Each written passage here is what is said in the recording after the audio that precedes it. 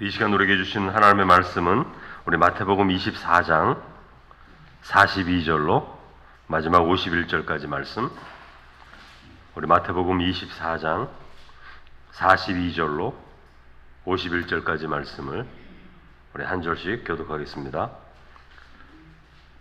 그러므로 깨어 있으라.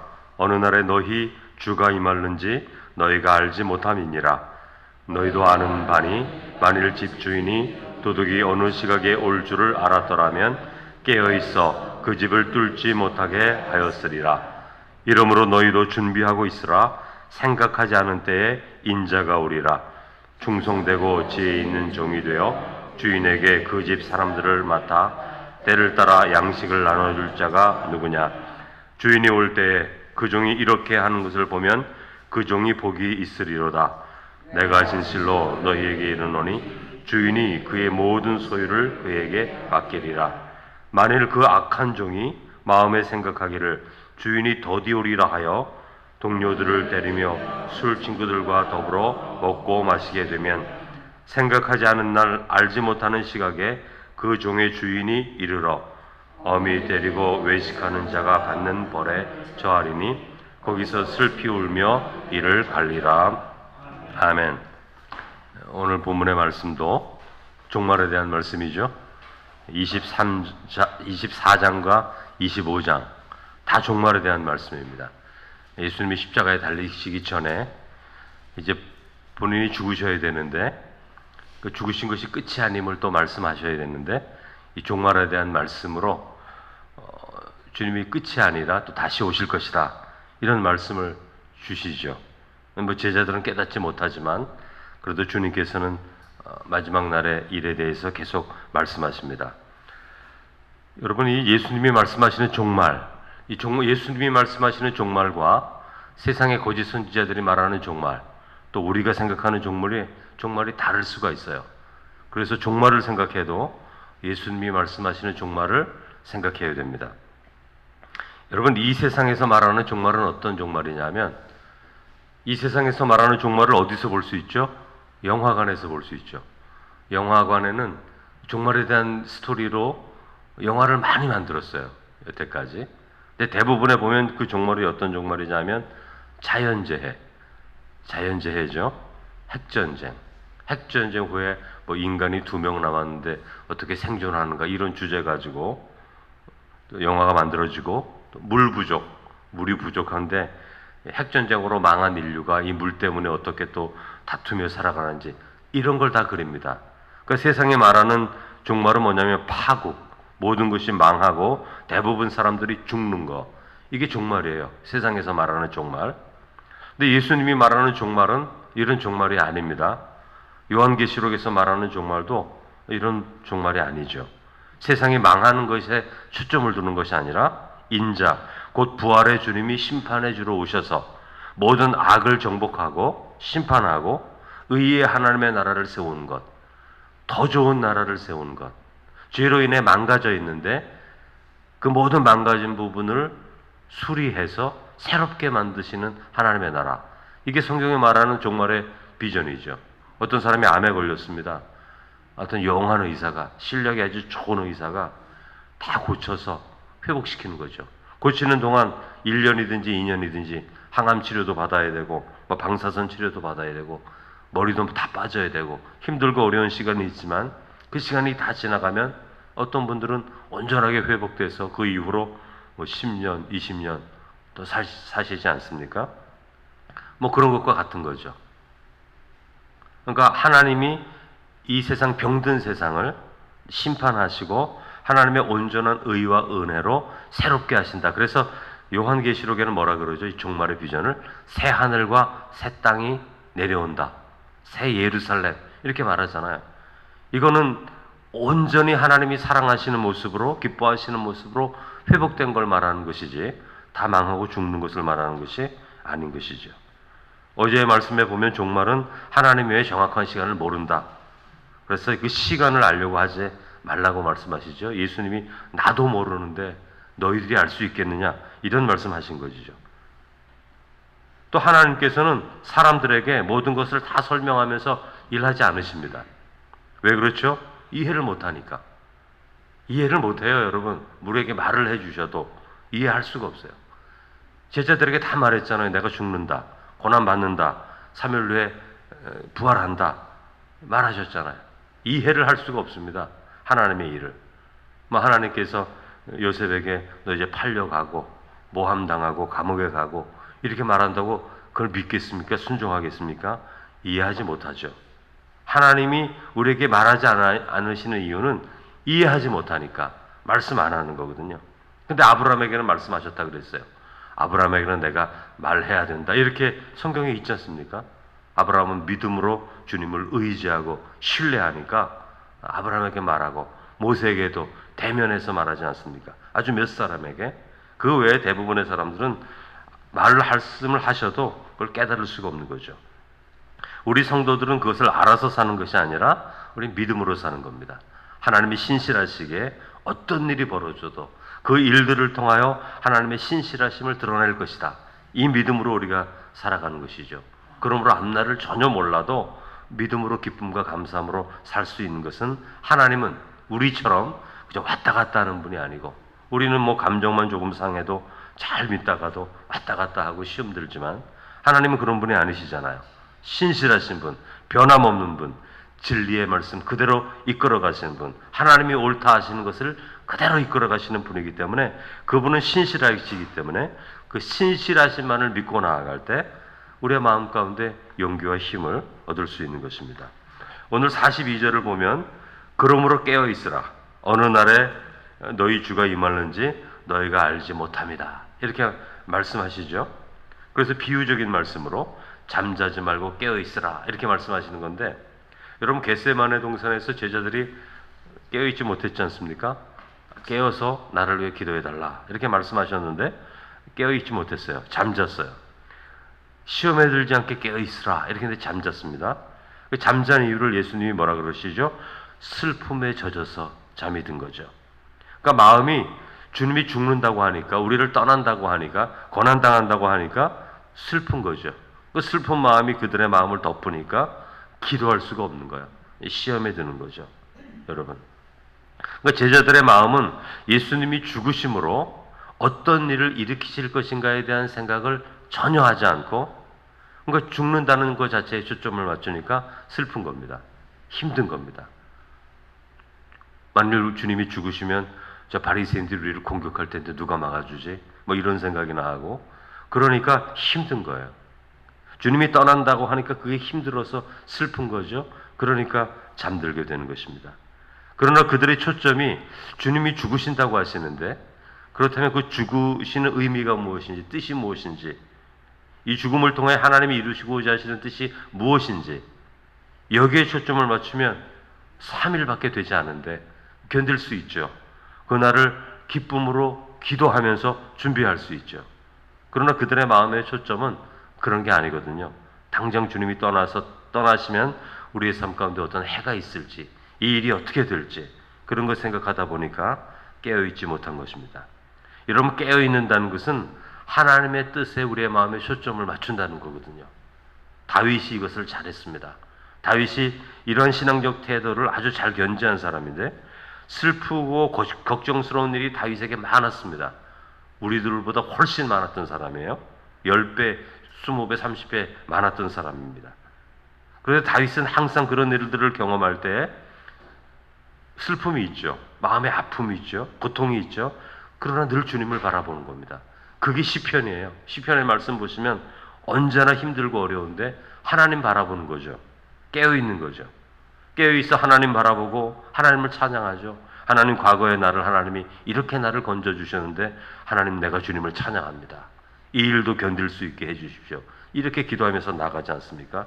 믿음의 고백을 드리다 보니까 용기도 나고 용기도 나니까 원수를 향하여 아주 하나님의 이름으로 외치지 않습니까? 선포하지 않습니까? 그렇게 용기를 얻고 나아가는 거죠. 그게 깨어있는 삶이 되는 겁니다. 깨어있어야 함을 말씀하시면서 43절 이하에 예화를 하나 드시죠. 예수님이 만일 집주인이 도둑이 어느 시각에 올 줄 알았더라면 깨어있어 그 집을 뚫지 못하게 하였으리라. 여러분 도둑이 오는 시간을 알지를 못해요. 우리가. 그러니까 잠을 자죠. 잠을 자니까 도둑이 오죠. 도둑의 기준이 뭡니까? 원칙이 뭡니까? 주인이 잠든 사이에 간다. 이게 도둑의 원칙 아니에요? 2시까지 깨어 있으면 2시까지 오지 않습니다. 도둑은 잠든 거 확인하고 들어가죠. 그렇기 때문에 깨어 있을 수가 없기 때문에 도둑 맞는 거죠. 그 말씀하시는 거죠. 여러분, 깨어 있다는 것은 도둑이 집에 들어오는 것 방지할 수 있는 거거든요. 근데 깨어 있을 수가 없는 거예요. 여러분, 24시간 어떻게 집주인이 잠자지 않고 깨어 있을 수가 있겠습니까? 여러분, 주님이 다시 오시는 그날 당황하지 않고 소망 가운데 기다릴 수 있는 거, 이게 깨어 있는 거거든요. 주님이 오십니다. 어느 날 갑자기 오시는데 그날 주님이 오셨을 때 주님, 제가 주님을 기다렸습니다. 이런 마음을 갖고 있어야 된다는 거죠. 여러분, 우리는 다 죽습니다. 근데 성도들은 주님이 부르신 날을 알잖아요. 마음으로도 느끼고 이제 주님이 나를 부르시겠구나, 그런 생각도 있거든요. 믿음으로 감사합니다, 이렇게 기다리는 분도 있고, 어떤 분은, 제가 아는 분의 아버님이신데 연세가 93세인데도 예수를 믿습니다. 죽음이 두려워서 죽음을 준비를 하지 않아요. 죽으면 말도 꺼내지를 못하죠. 그런 분들도 많습니다. 왜? 그 마음의 중심이 하나님의 나라를 바라보지 못하니까 예수를 믿는데도 그 죽음이 두려운 거예요. 영원한 하나님의 나라, 하나님의 품에 안긴다는 믿음이 없기 때문에 두려운 거죠. 그런데 그것을 아는 사람은, 여러분, 더 일찍 돌아가셔도 주님을 향해서 마음의 문을 열고, 주님, 제가 이제 주의 나라 갑니다, 그렇게 마음의 평안함으로 하나님 맞이할 수 있는 거거든요. 여러분, 준비된 자와 준비되지 않는 자는 이런 차이가 있는 것이죠. 주님께서 그런 준비하라는 거예요. 너희들 전혀 알 수가 없어, 언제 올지. 그러나 그날 내가 문 앞에 딱 닥쳐서 너희에게 들어갈 때에 준비되어 있는 자는 기뻐할 것이고 준비되어 있지 않는 자는 두려워할 것이다, 그렇게 말씀하시는 거죠. 여러분, 어떻게 준비당합니까? 골로새서 1장 10절, 주께 합당하게 행하여 범사에 기쁘시게 하고 모든 선한 일에 열매를 맺게 하시는 하나님을 아는 것에 자라게 하시고, 그렇게 말씀하시는 거예요. 그러니까 합당하게 살아가라는 거예요. 빌립보서 1장 27절, 오직 너희는 그리스도의 복음에 합당하게 생활하라. 여러분, 좀 깨어 기도하는 삶은 이런 거예요. 그저 기도 온 것을 40일 기도하라는 거 아닙니다. 40일 기도하고 내려와서 아무렇게 살면 아무 소용이 없는 거죠. 우리가 일상적인 삶을 살 때 주께 합당하게 행하여 범사에 하나님을 기쁘시게 하는 삶, 이 삶이 우리에게 힘이 되는 거예요. 이 삶이 우리에게 능력이 되는 거예요. 이 삶이 우리에게 지혜가 되는 거죠. 늘 매일매일의 삶 속에 하나님의 뜻을 바라보는 거죠. 그러니까 사람을 만나면 복음도 전하고, 불쌍한 사람들은 도와주기도 하고, 또 중보기도 하면서 하루하루 믿음의 삶을 살아가는 삶 속에, 그게 신앙의 힘이고 영적인 힘인 거죠. 사람들은 신앙생활, 영적 생활하면 신비한 거 생각합니다. 여러분, 복음서에 예수님이 3년간 공생에 살면서 신비로운 게 있었나요? 한 가지 있죠. 변화산상에서의 신비로운 삶. 그거 외에 신비로운 것이 없어요. 일상적인 삶이에요. 밥 먹고 함께 일하고 말씀 나누고 병자 고쳐주고 함께 사랑하고 교훈 가르쳐주고. 예수님이 뭐 신비한 게 있습니까? 사도 바울도 삼층전 갔다는 거, 자기가 삼층전 믿음 안에 갔지만 직접 말하지 않잖아요. 어떤 사람이. 왜? 그게 중심이 아니니까. 그게, 그런 신비로운 게 영적 생활, 신앙생활의 중심이 아니니까. 그 중심이 아닙니다. 때때로 우리의 신앙생활 속에 보여줄 때가 있어요. 저도 음성을 들을 때가 있었어요. 환상을 볼 때도 있습니다. 꿈도 꿀 때가 있어요. 그건 중심이 아니에요. 때때로 하나님의 뜻에 따라 보여주시는 것이죠. 각 사람마다 또 다릅니다. 어떤 사람은 또 보기도 하고, 어떤 사람은 힘들고 어려울 땐 보는데 삶이 안정되고 성정해지니까 보이지가 않아요. 어떤 분이 저에게 그러더라고요. 이분은 화전민이었습니다. 화전민인데 이제 아이들 키워야 되니까 내려오셨어요. 제가 있었던 교회에 있었던 일인데, 예수님을 한 번도 들어본 적도 없고 전도를 받은 적도 없고 화전민으로 살았으니까. 그런데 이번에 제가 마석에 있었는데 4년간 마석에 내려오셔서 마석교회 오셨어요. 오셨는데 삶이 너무 빈궁하지 않습니까? 빈궁한 중에도 빈궁한 거예요. 화전민이니까 땅도 없고 집도 없고.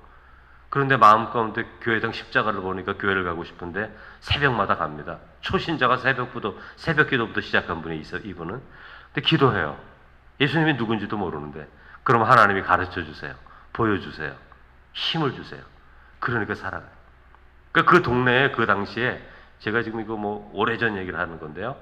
그 동네에 그 가족의 자녀들이 얼마나 잘 됐는지 30년 전에 말입니다. 40년 전에 서울로 대학을 갔어요. 두 사람이나.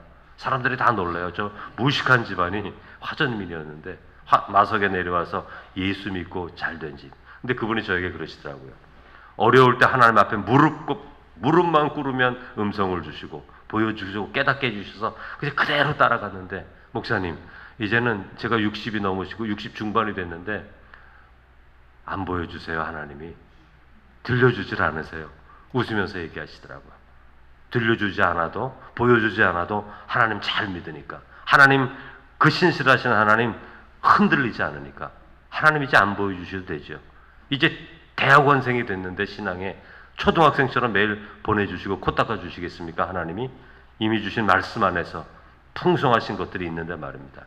그런 은혜는 때때로 필요할 때 하나님 주세요. 잘 믿을 때에도 갈 길을 보여주시기도 하시고. 그러나 진정한 중심은 뭐라고요? 오늘 말씀 있는 것처럼 너희는 그리스도의 복음에 합당하게 생활하라. 진리의 말씀 가운데 예수 그리스도를 향해 따라갈 때에 그 자체가 마지막 날을 준비하는 하나님의 백성의 삶이 되는 것입니다. 45절 이하를 보면 또 한 예화를 하나 더 말씀하시는데, 충성되고 지혜로운 종 되라. 주인이 왔을 때에 충성스럽게 일하는 것을 보면 그 주인의 전 재산을 맡겨줄 것이다. 그러나 더디올 것이라고 생각하고 방탕하게 생활하고 아무렇게나 생활하면 그날이 심판의 날이 될 것이다. 이렇게 말씀하시는 거죠. 이거 뭐 믿지 않는 사람에게 하시는 말이겠습니까? 지금 믿는 사람에게 하시는 말이라고요. 주님이 오실 때에 너희들이 주님이 보시는 기준, 진리의 기준 뭐죠? 사랑이죠. 하나님 사랑하고 이웃 사랑하는 것 하나님의 말씀의 중심이라고 그랬잖아요. 너희들이 사랑하는 삶을 보겠다 말씀하시지 않습니까? 하나님을 사랑하고 이웃을 사랑하는 삶을 드러날 때 하나님이 인정하실 것이고, 사랑하는 삶이 아니라면 하나님의 심판을 받게 되는 것입니다. 또한 갈라디아서 5장 22절 성경의 9가지 열매도 우리를 깨어있게 만드는 거죠. 우리를 예수 믿는 것과 예수 안에 성장하는 게 다릅니다. 여러분, 그냥 예수만 믿고 주님 뜻대로 살지 않는 사람들도 너무너무 많아요. 그러나 믿는다는 것 안에는 성장과 성숙함이 포함되는 거거든요. 그죠? 입술로만 믿는 거 하나님 기뻐하지 않으세요. 하나님의 자녀로서의 삶으로 열매를 맺어야 그게 하나님께 영광이 되거든요. 그 삶을 하나님이 원하시는데 그냥 믿기만 하는 분도 계시단 말이에요. 삶의 변화가 전혀 없는 분들도 계신다는 것이죠. 그러니까 우리는 성령의 9가지를 열매를 맺으면서 하나님께 영광 돌리는 삶을 산다는 그 자체가 우리의 삶 가운데 마지막 날 주님 언제 오시더라도 그 시간 알 수 없지만 그 주님을 기다리는 삶으로 우리 마음을 준비해 주셔서, 여러분 요한계시록 마라나타 주여 어서 오시옵소서 이렇게 고백할 수 있는 성도가 된다면 이 성도는 세상을 이긴 성도고 자신의 삶의 어떤 환경 가운데서도 하나님께 영광 돌릴 수 있는 하나님의 백성이 되는 것이죠. 그런 성도 되시기를 주님의 이름으로 축원합니다. 거룩하신 하나님 아버지, 마지막 날 그날이 언제인지 모르지만 우리 주님 반드시 부활의 몸으로 오셔서 이 세상에 얼마나 악한 것들이 많은데 악한 것들을 하나님의 의로 심판하시고 또 하나님을 진실로 믿고 의뢰하며 하나님의 뜻대로 살고자 함으로 때때로 핍박받고 어려움 당한 자들, 그 마지막 날에 진실로 믿었던 그 하나님이 진정한 하나님이었음을 바라보며 큰 기쁨의 자리로 인도해 주시는 그 하나님을 만날 수 있도록 은혜를 더하여 주시옵소서. 그 마지막 날을 준비하는 시간은 이리저리 흔들리는 것이 아니라 우리의 삶의 자리에서 주님 보시기에 합당한 삶, 이미 주신 말씀을 순종하고 예수 그리스도와 동행하며 성령 가운데 행하는 삶임을 믿사오니 우리의 삶의 자리에서 아름다운 열매, 믿음을 통해 이 구원의 삶을 통해 하나님께서 원하시는 그리스도의 장성한 분량에 이르기까지 풍성한 열매 거두어서 주님 언제 오셔도 주님 영접할 수 있는 하나님의 귀한 자녀들 다 되게 하여 주옵소서. 예수님의 이름으로 기도드립니다. 아멘.